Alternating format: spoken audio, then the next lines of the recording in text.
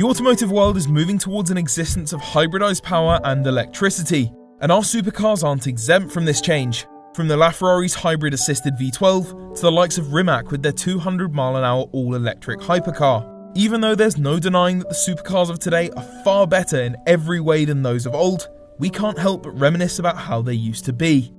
While we may be in the sunset years of the internal combustion supercar, we want to take a look back through rose-tinted glasses at where it all began.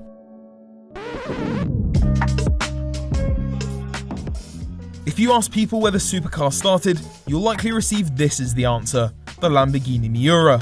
But why? What made the Miura the first ever supercar? Firstly, there was the layout.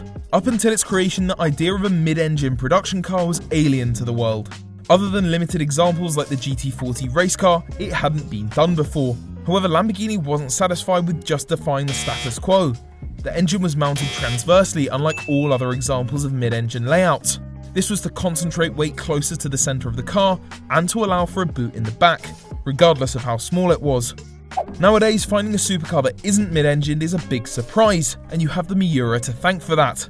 Second was the sheer performance. The Miura received the heart from its older, more stately brother, the 400 GT.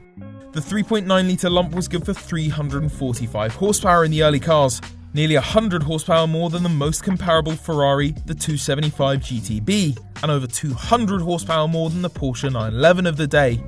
This power in a chassis lighter than the Ferraris resulted in a 0 to 60 time of 6.3 seconds, nearly half a second quicker than the 275. It wasn't just acceleration it dominated, as the Miura had a top speed of around 170 miles an hour, making it the fastest car in the world at that point. For perspective, that's over 3 times the top speed of a 1966 Fiat 500, the most popular car in Italy at the time. Making a car that was anywhere near the performance of a Ferrari was an accomplishment in itself, but the Miura threw that out the window. Not only were Ferrari sports cars no longer comparable, no sports cars were comparable.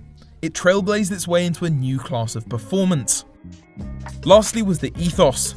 The sports cars of the day were dual purpose: a big engine up front, comfy seats with all of the amenities in the middle, and a boot big enough for your suitcases and bags of money in the back. The Miura wasn't about that. Of course, stepping inside one is still like inserting yourself into a miniature tannery, but it was about driving fast. It didn't care if you wanted to drive over to the south of France on a jolly with your pals. It didn't come with branded luggage bags and a big boot. It came with a singing V12 and more power than anything that didn't have wings and a pilot. The interior consisted of a rev counter and a speedo front and centre, and your important dials in the centre console tilted towards you. It was all business. In the early cars, the likes of AC and radio weren't optional extras. They were something you had to persuade the factory to install for you. The car was meant to be driven and nothing else. The Miura has and always will be the start of the car world's fascination with putting the height of power and technology into something that's as comfortable on the M25 as it is on the Mulsanne Straight. Whether you like it or not, it's a car that deserves the respect it earned. And when the time comes for us to finally say goodbye to the internal combustion supercar, the Miura won't just be seen as one of the firsts, it'll be seen as one of the greats.